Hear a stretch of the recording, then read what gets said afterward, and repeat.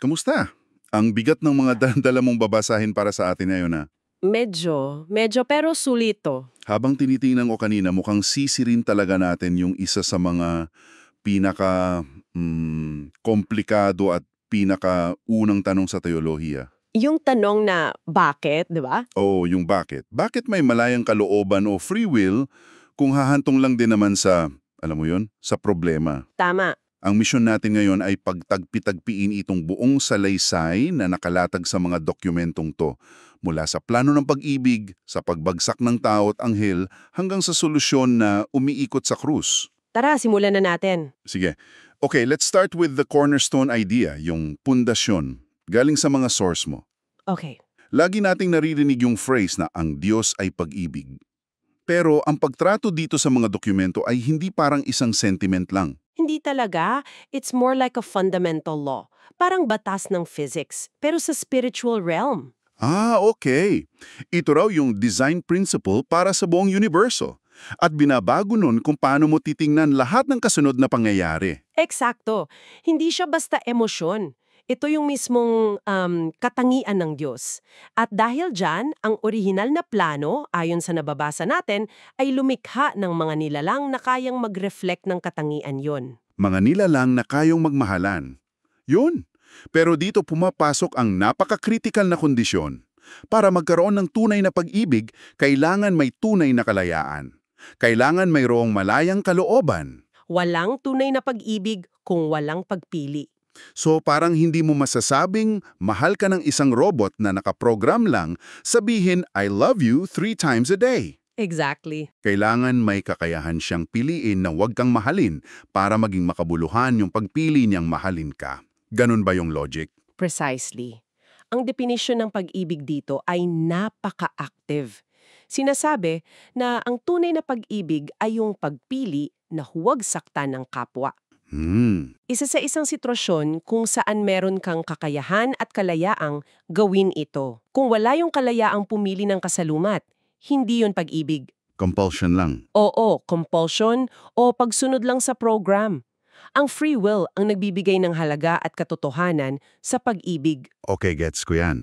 Pero heto ang isang punto sa mga notes mo na medyo naguluhan ako. Sige, ano yon? Sinasabi rito na ang mga nilalang tao man o anghel ay hindi pala kayang magmahal sa sarili nilang lakas. Imposible daw. Ah, yan. Teka, paano yun? Akala ko ba binigyan sila ng free will para makapili? Pero sa huli, hindi rin pala nila kaya on their own. May free will sila, pero yung kakayahang gamitin yon para sa tunay na pag-ibig ay hindi natural na nanggagaling sa kanila. So paano? Ang lohika na inilalatag ng mga dokumento ay ganito. Isa itong daloy. Una, kailangan munang maranasan ng isang nilalang yung pag-ibig ng Diyos para sa kanya. Ah, okay. Kailangan muna siyang tumanggap. Tama, kapag naintindihan at tinanggap na niya yun, doon pa lang tutubo sa kanya yung pagmamahal pabalik sa Diyos. Okay, gets. At yung pagmamahal na yon sa Diyos ang magiging parang gasolina niya para mahalin naman ang kanyang kapwa. So hindi siya self-generated, response siya. So ang utos na mahalin ng Diyos at mahalin ng kapwa ay hindi pala starting point. Hindi. Resulta pala sila. Resulta ng pagtanggap mo muna sa pag-ibig ng Diyos. Interesting. May binanggit din ditong salitang anshik. Sabi dito, doon lang daw makakamit ang tunay na kapahingahan. Ano itong anshik? Magandang tanong. Ang anshik dito ay hindi lang pisikal na pahinga. It describes a state of perfect spiritual rest, alignment, and peace. Ah, so parang yung state of being mo. Oo. Ito yung kalagayan kung saan ang isang nilalang ay nasa perpektong harmonya sa Diyos at sa kanyang kapwa. Dahil nasa loob siya ng daloy ng pag-ibig na yon.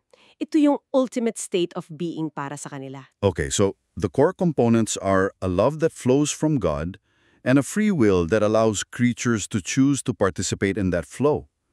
But gaya ng sinabi natin, ang tunay na kalayaan para pumili ng pag-ibig ay nangangahulugan din ng kalayaan para hindi pumili nito. That's a huge risk. Napakalaking risk. I'm guessing this is where the concept of the fall enters the narrative. Dito na nagkaproblema. Eksakto. Dito na pumapasok yung malagim na what if na naging katotohanan. Binigyan sila ng kalayaan at ginamit nila ito para piliin ang kabaliktaran ng pag-ibig. At may dalawang example dito, di ba? Oo, ang mga dokumento ay nagbibigay ng dalawang pangunahing halimbawa. Si Helel, isang anghel, at si Adan, ang unang tao. Okay, unahin natin si Helel, na naging si Satanas. Ang nakasulat dito, nilikha raw siya sa isang perpektong kapaligiran. Oo, lahat ng kondisyon, kaalaman, kagandahan, kapangyarihan ay paborable para sa kanyang napiliin yung pag-ibig. So anong nangyari? Bakit di niya pinili? Pinili niyang hindi. Sa halip na lumahok sa daloy ng pag-ibig, ang ginusto niya ay maging sentro ng sarili niyang daloy. Gusto niyang mamuno. Gusto niyang mamuno at para mangyari yon, kailangan niyang sirain yung tiwala sa kasalukuyang namumuno, ang Diyos. At paano niya ginawa yon? Inatake niya yung pundasyon. Yung mga utos. Oo, yung mga utos ng Diyos. Kinwestiyon niya yung katarungan at pag-ibig sa likod ng mga batas na yon. Sinasabing hindi raw ito para sa ikabubutihan ng mga nilalang. Okay, so that's Helel. Ang kwento naman ni Adan, medyo iba. Sinasabi sa teksto na nilikha siya sa isang lugar na tinatawag na Hades. Teka, Hades. Oo. That's a loaded term. Parang Greek underworld yan. Ano ang ibig sabihin yan sa konteksto nito? That's a great question at mahalagang i-clarify yan. Dito, ang Hades ay hindi isang lugar ng parusa. Okay. Inilalarawan ito ng mga source bilang isang neutral ground. Isang estado kung saan ang pagsunod sa utos ay posible pero hindi garantisado. Ah, so may laban. May laban. Kumbaga, hindi siya yung perfectong environment ni Hillel, pero hindi rin siya isang lugar na imposible kang sumunod. Ngunit, tulad ni Hillel, Pinili pa rin yung hindi sumunod. pinili pa rin niya. At ang resulta ng pagpiling yon, naging alipin ng kasalanan. Ang malayang kalooban niya ay nabihag ng sarili niyang pagsuway. At dito papasok yung isa sa pinaka-mind-bending na konsepto sa lahat ng to. Ito na. Sinasabi dito na alam malang Diyos na mangyayari ang pagpabagsak nila Hillel at Adan. Hindi siya naggulat. In fact, at ito yung nakakalito, kung sakali daw na hindi sila nagkasala, gagamit daw ang Diyos ng ibang paraan para itayo pa rin ang krus. Wait, so, anong ibig sabihin nun? Their choice didn't really matter. Para bang cosmic theater lang lahat? Naiintindihan ko kung bakit yan ang tanong mo. It's a difficult concept. Oo, kasi parang set up lang lahat. Ang pagkaka-frame dito ay hindi para sabihing walang halaga ang pagpili nila. Mahalaga yon at may tunay na resulta. Ang punto ay, ang ultimong plano ng Diyos para i-perfect ang free will at puksanin ang kasalanan ay napakalalim at napaka-flexible. Okay. Inaamaga ang naanang anumang pagpili ng kanyang mga nilalang. Tama man o mali, ay kaya niyang gamitin at ihabi sa mas malaki niyang disenyo para marating ang parehong destinasyon. So, hindi plan B yung pagbagsak. Hindi. Ito ang naging daan papunta sa Plan A na laging nakasentro sa krus. Okay. So, if the fall was the problem, or at least the path taken, na nangailangan ng ultimate solution, himayin natin kung ano ba talaga ang krus ayon sa mga source na to. Sige, ang solusyon daw ay napakaradikal. Ang Diyos mismo ang naging nilalang. Ang ikalawang persona ng Diyos ay naging tao na tinatawag ditong huling Adan o si Jesus. At hindi lang siya basta naging tao na may perpektong katawan. Dito nagiging mas matindi yung kwento. Paano? Sinasabi ng teksto na sadya niyang isinuot ang isang sumpang katawan at katawan ng kamatayan. Ibig sabihin, kinuha niya yung katawan na apektado na ng kasalanan ni Adan. Ah, yung katawan na may mga pagnanasa ng laman, na nagugutom, napapagod, natutukso. Yun! Para bang ang master programmer ng isang simulation ay piniling pumasok sa laro hindi bilang isang admin na may God mode. Kundi bilang isang bug character. Eksakto!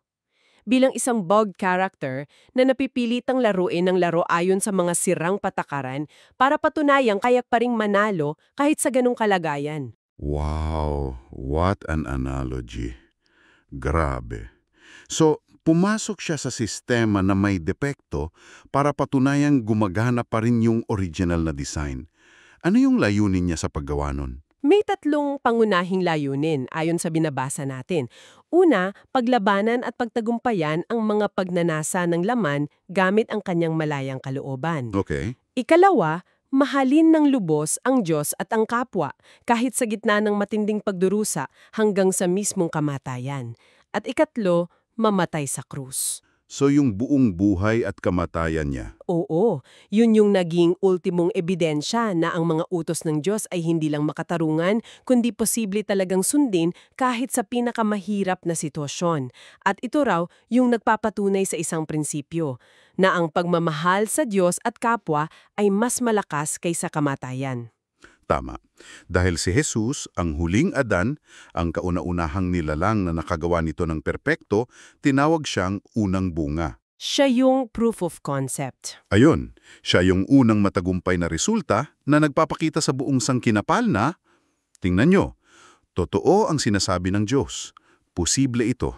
What's fascinating here is, ipinapakita nito na ang solusyon sa maling paggamit ng malayang kalooban ay hindi ang pag-alis nito. Ang solusyon ay ipakita kung paano ito gamitin sa tama at perpektong paraan. Ang uling Adan ang naging modelo ng isang nilalang na may perpektong malayang kalooban. Okay, so that's one perfect example. The proof of concept is established. Pero paano naman tayong lahat na nagmula sa unang Adan? Okay, so paano tayo makakasama dyan? Paano tayo na ayon sa mga tekstong ito ay alipin ng kasalanan, paano tayo makakasama sa planong ito? Paano tayo nakakalaya? Inilalatag ng teksto ang isang malinaw na proseso, isang spiritual na mekanismo. Okay, ano yun? Una, sa pamamagitan ng dugo ng huling Adan, yung kanyang sakripisyo, napapatawad ang kasalanan ng unang Adan na kumakatawan sa buong sangkatauhan. Okay. Forgiveness first. Pangalawa, kapag may kapatawaran na, darating ang banal na espiritu. At pangatlo, sa pamamagitan ng espiritu, ang tao ay ipinanganak na muli sa loob ng huling Adan. Nagkakaroon siya ng bagong simula. Isang bagong pagkakakilanlan. Oo, na nakakabit na ngayon sa tagumpay ng huling Adan. So let me see if I'm getting this. It's like our original spiritual DNA is corrupted because of the first Adam. The work of the last Adam doesn't just patch the broken code, it offers a complete DNA transplant. You get a new spiritual identity. Is that a fair analogy? That's a very good analogy. Ang ganda niyan. At dahil sa transplant na yan, nagiging posible na para sa tao na sundan yung pattern ng huling Adan. Okay. Sa tulong ng espiritu, kaya na rin niyang pagtagumpayan yung laman, mahalin ng Diyos at kapwa, pasanin ang sariling krus, at sa huli, talunin din ang kamatayan. Hindi sa sariling lakas. Hindi, kundi sa pamamagitan ng pakikiisa sa nagtagumpay ng huling Adan. Okay? Ang prosesong ito ay para sa kaligtasan ng tao, pero sinasabi rin dito na may mas malawak pa itong epekto. Meron. Itong buong proseso raw ang magiging pinal na patunay sa katotohanan ng mga utos, hindi lang para sa atin, kundi para sa buong sangnilikha kasama ang mga anghel. Tama. May binabanggit ditong saksing martir. Ano yun? Sila ba yung mga namatay lang para sa kanilang pananampalataya o may mas specific na meaning dito? Mas specific. Ang saksing martir sa kontekstong ito ay hindi lang basta namatay. So ano sila? Sila yung mga taong kumpletong sumunod sa pattern ng huling Adan. Ginamit na lang kanilang buhay para patunayang posible ang pag-ibig at pagsunod kahit sa gitna ng pagdurusa. Okay. At sa huli, nagtagumpay sila laban sa kamatayan. Sila ang mga kasunod na bunga pagkatapos ng unang bunga.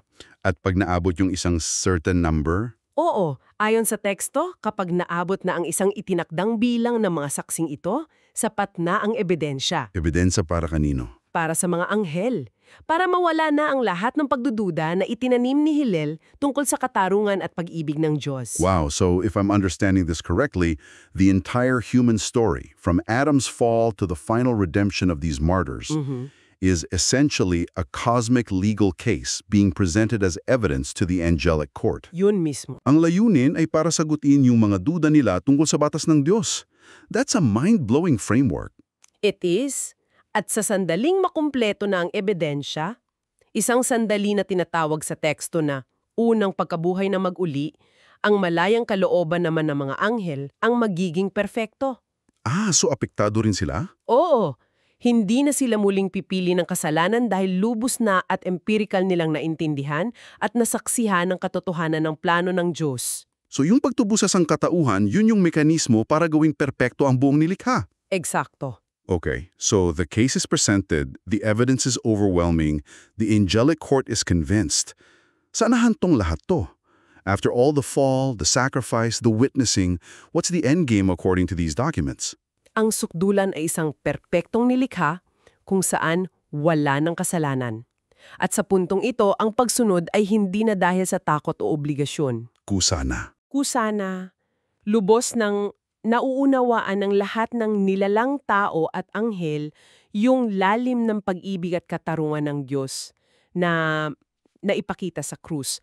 At dahil sa pag-unawang iyon, ang pagmamahal nila sa Diyos ay nagiging buong puso at walang pag-aalinlangan. Nagiging perfecto na ang kanilang malayang kalooban. Oo, yun na yun. So hindi inalis ang free will, ginawa lang itong perpekto. Ibig sabihin malaya pa rin silang pumili, pero dahil sa lahat ng kanilang naranasan at natutunan, ang pagpili sa pag-ibig at kabutihan ay nagiging natural na. Nagiging nag-iisang lohikal na pagpipilian. Tama. Malaya na sila mula sa tukso at panlilinlang ng kasalanan. At sa estado na yan, nagiging ganap na silang larawan ng Diyos, na siyang orihinal na layunin sa simula pa lang. Ang buong arko ng istorya mula sa paglikha hanggang sa pagtubos ay nakumpleto na. At bilang huling akto, sinasabi rito na iaalay ng anak ang huling Adan ang perpektong sanilika na ito sa Ama. Mission accomplished. Grabe.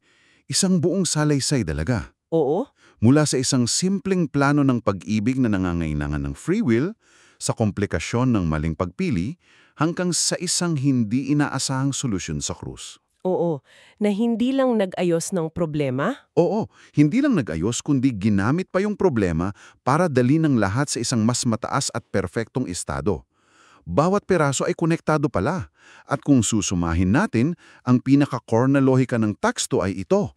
Ang tunay na pagsunod at pag-ibig ay imposible kung hindi muna natin nararanasan at tinatanggap ang pag-ibig ng Diyos.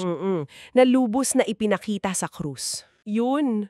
Kung wala yun, ang pagsunod ay isang mabigat na tungkulin lang. Pero dahil sa krus, ito ay nagiging isang tugon ng pasasalamat at pagmamahal. So ang malayang kalooban sa huli ay hindi lang pala tungkol sa kalayaang gawin ang kahit anong gusto mo. Hindi. Ito ay tungkol sa pagpeperpekto ng kalayaan para lagi mong piliin ang tama at ang magmahal ng walang pag-aalinlangan. At iiwan namin sa iyo ang isang tanong na pag-isipan na nagmumula mismo sa tensyon na nasa loob ng mga tekstong ito. Malinaw na sinabi na ang mga nilalang ay hindi kayang magmahal o sumunod sa sarili nilang lakas. Sa biyaya lamang ng Diyos ito posible. Gayunpaman, malinaw din na maaari nilang tanggihan ang biyayang iyon. Hindi sila pinipilit. May pagpili pa rin. So heto ang tanong, kung ang pagtanggap sa biyaya ang literal na susi sa lahat, sa pag-ibig, sa pagsunod, sa kapayapaan, sa buhay na walang hanggan, ano sa tingin mo ang nagtutulak sa isang nilalang na may malayang kalooban na itapo na mismong susi na magpapaperfecto sa kanila?